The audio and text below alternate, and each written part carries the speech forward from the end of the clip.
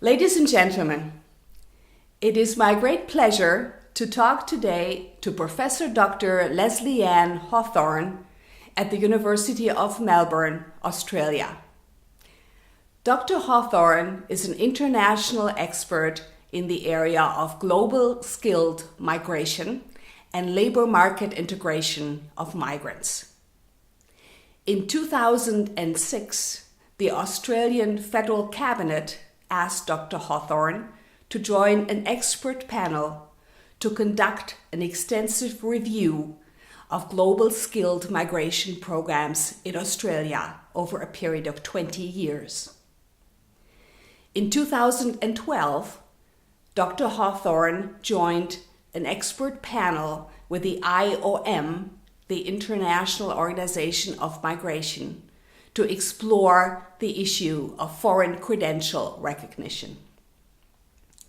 Dr. Hawthorne is well recognized beyond the borders of Australia.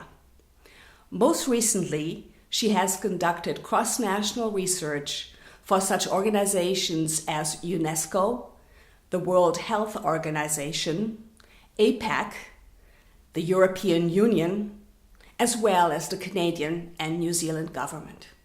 Today, we will take a journey to meet Dr. Lesleyanne Hawthorne, and we will travel from Germany, across the Middle East, the Indian subcontinent, and then further south to the city of Melbourne.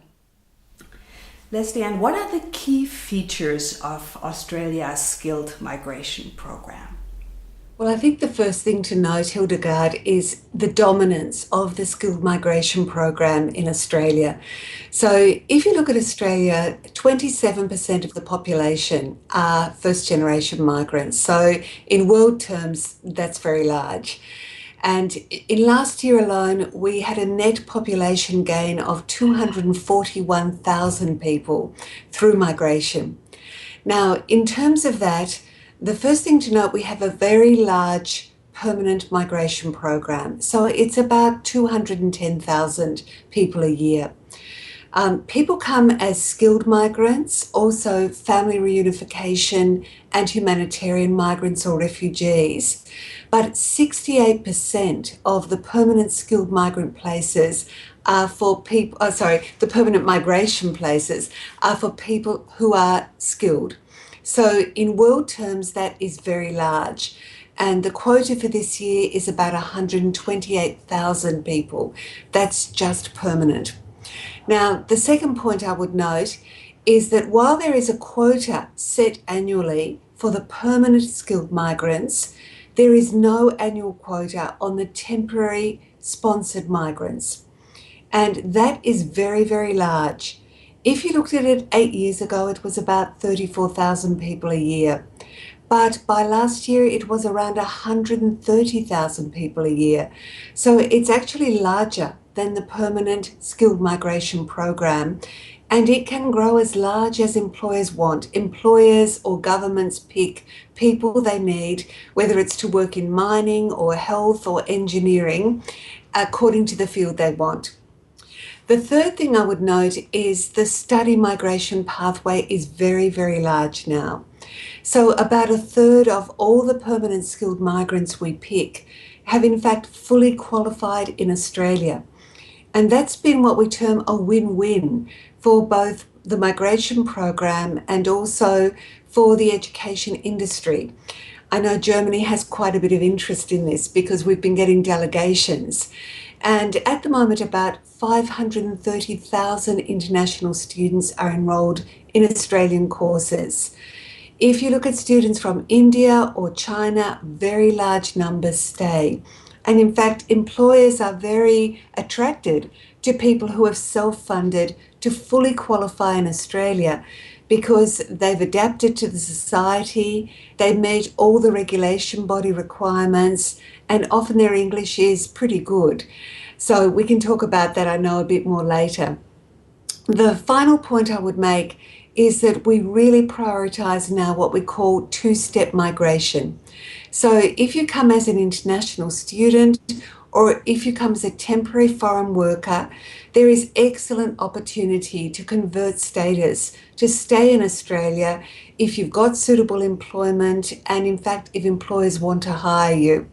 So this is also a major process in great contrast to 10 years ago, where you were either selected as a permanent migrant or small numbers were selected as temporary migrants. In fact, from last year, we're merging the processes for selection. So everybody can apply through the same process for either permanent or temporary skilled migration. If you're attractive enough to employers, you might be selected and given permanent residences at once. But equally, you could stay in consideration for 2 years, and employers can virtually examine everybody during that period of time. And if they find someone who's going to suit their needs, they can pick them out and either offer them permanent or temporary labour migration. So those will be the main features at the moment. Leslieanne, how successful are you in integrating immigrants into the labour market? So the first point to note is that when people are selected under the family reunification or the humanitarian program, we don't check in advance their human capital attributes. So there is no screening for English ability, for qualification standard, etc. And those people, as in all countries, typically will face quite a lot of difficulty and need a lot of integration support to learn sufficient English to get recognition. But when it comes to the skilled migration program, we have really made enormous improvements in the last 15 years based on the research evidence. So if I look at Canada compared to Australia, and this is from a big study I did for the Canadian and Australian governments, about 15 years ago, we had very similar outcomes for skilled migrants in their first year. So about 60% of skilled migrants overall would get employment by 6 months, and a slightly higher proportion at 18 months. If you look, however, after Australia changed its policy in 1999, we brought in, based on the research evidence, 4 key measures. The first I mentioned was mandatory English language screening as a condition of selection. The second we brought in was assessment of the qualifications by the relevant regulatory body to say, would these be recognisable in Australia? The third thing is we created the study migration pathway, because our evidence showed race was not the key issue in employment outcomes. It was language, acculturation, and the quality of the education. And the fourth thing we did is we factored labour market demand into selection. Now, once we brought in those changes, there were big improvements in our migration programs from the skilled migration program. So Canada's stayed about the same, 60% of people in employment at 6 months, but Australia's went to average 83% at 6 months, which was an enormous difference.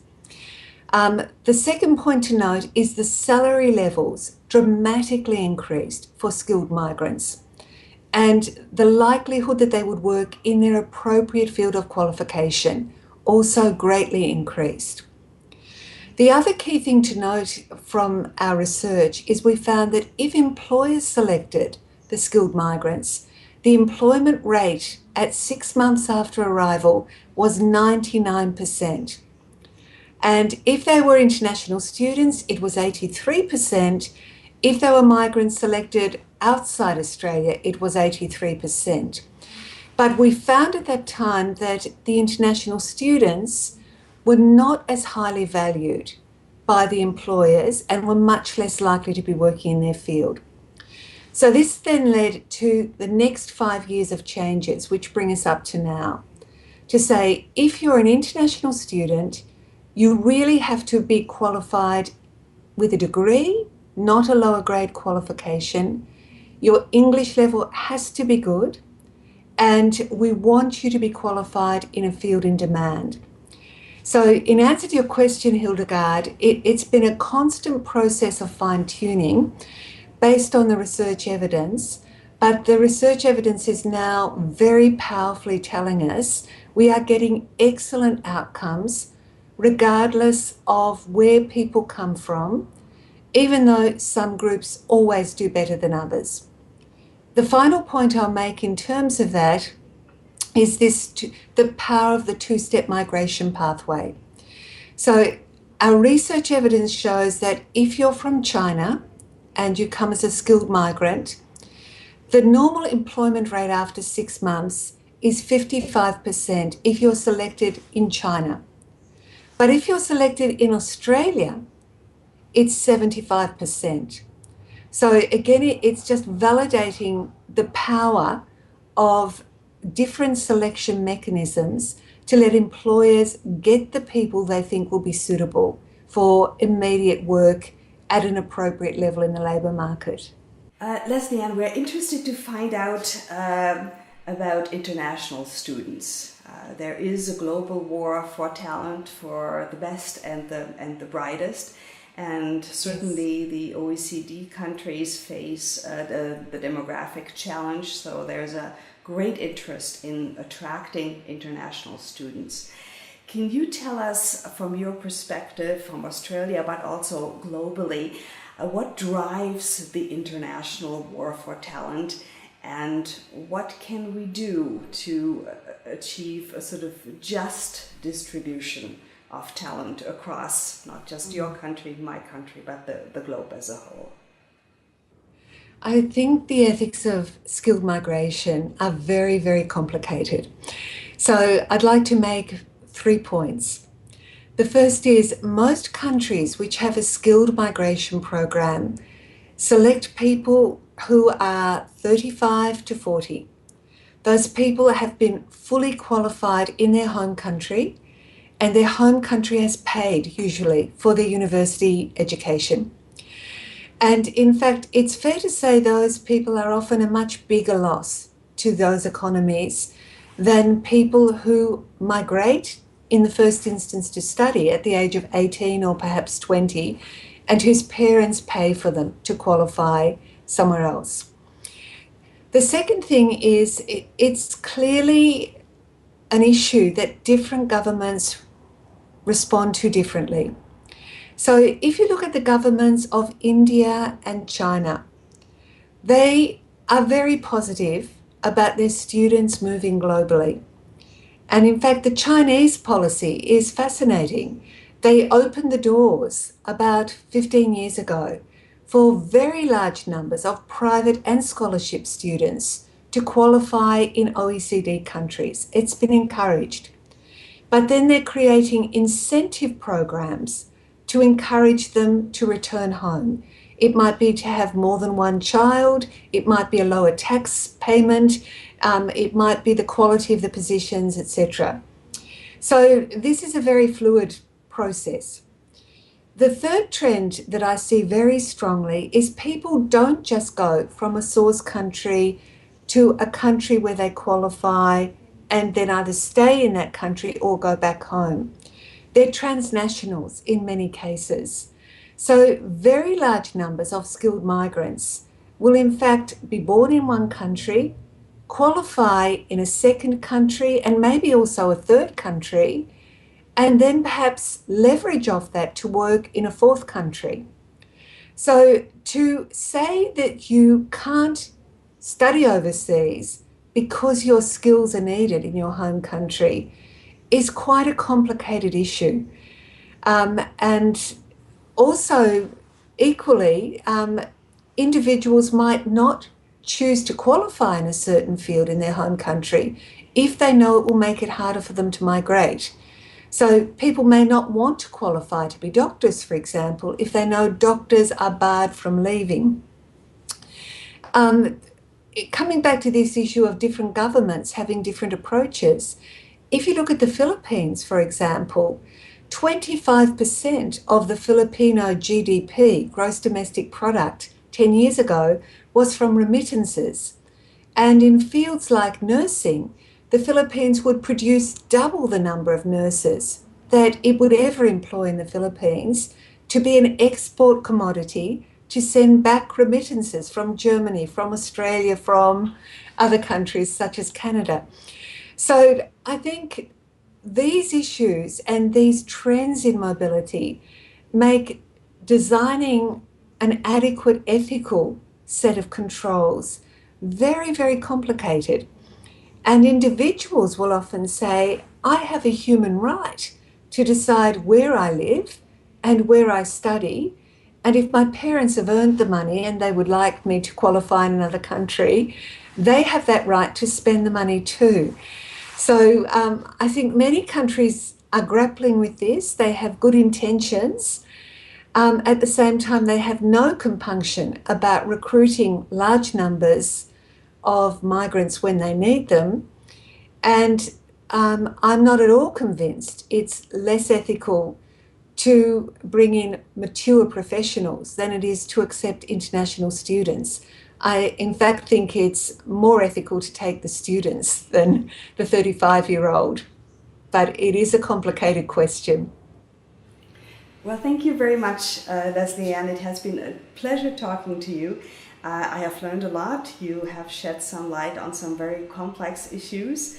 Again, thank you very much for your time. We'll see you soon. My pleasure.